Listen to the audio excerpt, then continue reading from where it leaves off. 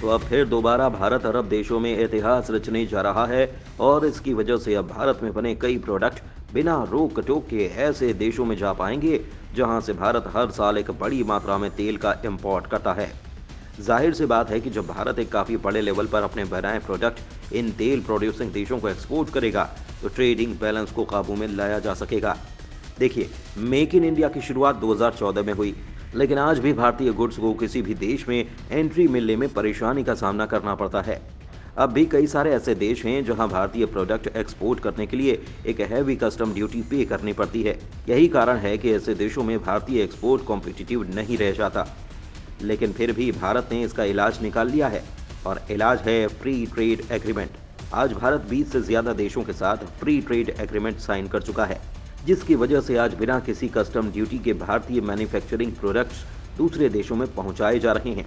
इस लिस्ट में एक नया अरब देश अब शामिल हो चुका है और अब यह खबर आ रही है कि अगले ही महीने भारत इस देश के साथ भी फ्री ट्रेड एग्रीमेंट साइन कर लेगा।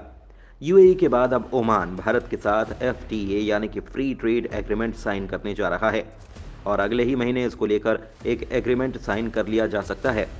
आपको बता दें कि फिलहाल भारत जो भी कुछ ओमान को एक्सपोर्ट कर रहा है उसका केवल 16.5% हिस्सा ऐसा है जिसमें ओमान किसी भी तरह की कस्टम ड्यूटी नहीं लगाता। गेहूं, दवा, चावल, चाय पत्ती, कॉफी और मछली, ये कुछ ऐसे प्रोडक्ट हैं जिसे एक्सपोर्ट करने के लिए भारतीय ट्रेडर्स को किसी भी तरह की कस्टम ड्यूटी ओमान को नहीं देनी होती। फिलहाल इस टाइम तक ऑन एवरेज 80% से ज्यादा इंडियन गुड्स पर 5% की कस्टम ड्यूटी लगती है। बाकी कुछ ऐसे प्रोडक्ट हैं जिन पर ओमान 100% तक कस्टम ड्यूटी चार्ज करता है, जैसे वाइन और तंबाकू। अगले महीने जब ये एफटीए एग्रीमेंट साइन कर लिया जाएगा तब भारत बिना रोक टोक ओमान को इलेक्ट्रॉनिक से लेकर textile, leather, footwear, automobile part और मशीनरी एक्सपोर्ट कर पाएगा। दूसरी तरफ भारत एफटीए के अंतर्गत ओमान से इंपोर्टेड पॉलीमर, पेटकोक, जिप्सम जैसे रॉ मटेरियल को फ्री में एंट्री मुहैया कराएगा। और अगर देखा जाए तो ओमान भारत के लिए इतना बड़ा मार्केट नहीं है। आपको बता दें कि ओमान की कुल आबादी केवल 5 मिलियन के आसपास है, लेकिन ओमान भारत के लिए दूसरे देशों तक एक्सपोर्ट गेटवे का काम कर सकेगा। एग्जाम्पल के लिए भारत से ड्यूटी फ्री इंपोर्ट करके ओमानी ट्रेडर्स भारतीय सामान को प्रॉफिट के साथ दूसरे अरब देशों में एक्सपोर्ट कर पाएंगे और भारतीय गुड्स को नए मार्केट एक्सेस भी मिल पाएगा। 2022 से 2023 के बीच भारत और ओमान के बीच $12 बिलियन का बायलैटरल ट्रेड हुआ है, जिसमें से भारत $8 बिलियन का इंपोर्ट करके केवल $4 बिलियन का एक्सपोर्ट ओमान को कर पाया था।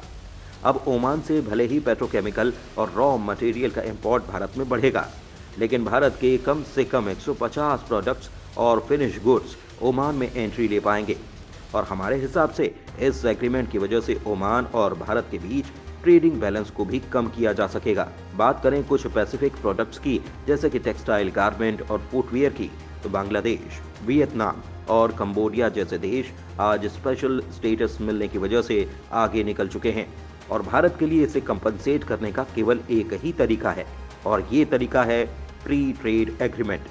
यूरोप के साथ भी एफटीए को लेकर बातचीत शुरू हो चुकी है, लेकिन हाल फिलहाल कोई पॉजिटिव खबर सुनने को नहीं मिली। पर इस बार भारत मिडल देशों में एक बड़ी बाजी मारने के लिए तैयार है। जैसा कि हमने कहा कि ओमान दूसरे अरब देशों के लिए भारत के गेटवे का काम कर सकता है, इसीलिए कहना गलत नहीं होगा कि एफटीए का फायदा भारत को लॉन्ग टर्म में होने वाला है। इसके अलावा भारत को एक बहुत बड़ा फायदा और होने वाला है, क्योंकि जापान इस बार एक चीनी कंपनी को खरीदकर भारत के हाथों में सौंपने जा रहा है और चीन की सरकार इस बड़े कदम को देखने के अलावा और कुछ नहीं कर सकती। कमाल की बात यह है कि जो कंपनियां भारत के हाथों में आने वाली हैं वो एप्पल की काफ़ी बड़ी सप्लायर हैं और फाइनली इसकी वजह से एप्पल के आईफोन में एक ऐसे कंपोनेंट का स्वदेशीकरण हो जाएगा जो अभी तक चीन से इंपोर्ट करना पड़ रहा था। यूरोप भारत के एक्सपोर्ट को बंद करने के लिए जी तोड़ कोशिश कर रहा है, जबकि जापान ने इस कोशिश पर एक झटके में पानी फेर दिया और यूरोप को एक्सपोर्ट होने वाले आईफोन्स में अब मेड इन इंडिया कंपनी का शेयर कई गुना बढ़ने वाला है। दरअसल आने वाले सालों में आईफोन के अंदर भारत में बनी बैटरी का इस्तेमाल किया जाएगा, क्योंकि जापान की काफी पुरानी कंपनी भारत में 6 से 7 हजार करोड़ रुपए का निवेश करने जा रही है और इस निवेश के अंतर्गत हरियाणा के मानेसर में आईफोन की बैटरी का प्रोडक्शन किया जाएगा।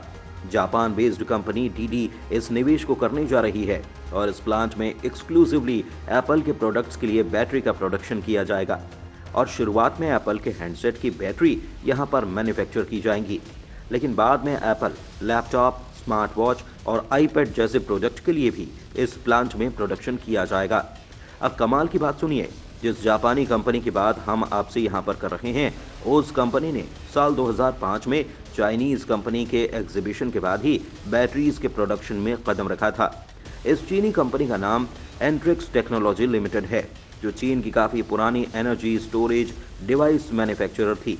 अभी तक एप्पल के मेजर प्रोडक्ट्स के लिए चीन की इसी फैक्ट्री से बैटरी सोर्स की जा रही थी, लेकिन दुनिया में छिड़े एक बड़े ट्रेड वॉर की वजह से एप्पल अपनी पूरी सप्लाई चेन भारत लाने के मोड में है। साल 2005 वो साल था जब इलेक्ट्रॉनिक्स की वजह से चीन की इकोनॉमी काफी तेजी से बढ़ रही थी और जापान भर भर के चीन में निवेश कर रहा था। इस निवेश का नतीजा ये हुआ कि इलेक्ट्रॉनिक्स के मामले में जापान ने ही अपना कंपटीटर खुद खड़ा कर दिया, लेकिन अब हालात बदल चुके हैं और जापान के लगाए कुछ दांव जापान पर ही भारी पड़े हैं। यही वजह है कि यूनाइटेड स्टेट्स से जापान मिलकर इनडायरेक्टली चीन को नुकसान और भारत को फायदा पहुंचा रहे हैं। लिथियम बैटरीज के अलावा एप्पल के फोन में इलेक्ट्रॉनिक मॉड्यूल को सप्लाई करने के लिए भी कमर कस चुके हैं और टाटा अपनी चेन्नई की इस यूनिट में इलेक्ट्रॉनिक कंपनी का मैन्युफैक्चरिंग इकोसिस्टम खड़ा कर रही है। इनफैक्ट टाटा खुद फॉक्सकॉन जैसी कंपनी की तरह एप्पल के लिए आगे चलकर कॉन्ट्रैक्ट मैन्युफैक्चरर की तरह काम करेगी। लेकिन इस सब के बावजूद एक ऐसी चीज भी है जिसको लेकर किसी का ध्यान नहीं जा रहा और आगे चलकर भारत के लिए बड़ी परेशानी ये खड़ी कर सकती है। एप्पल जैसी ओवरसीज कंपनी के लिए भारत में एक बड़ा इकोसिस्टम खड़ा करने की कोशिश जरूर हो रही है, लेकिन इस सब के बीच भारतीय ब्रांड को भुला दिया जा चुका है। धन्यवाद।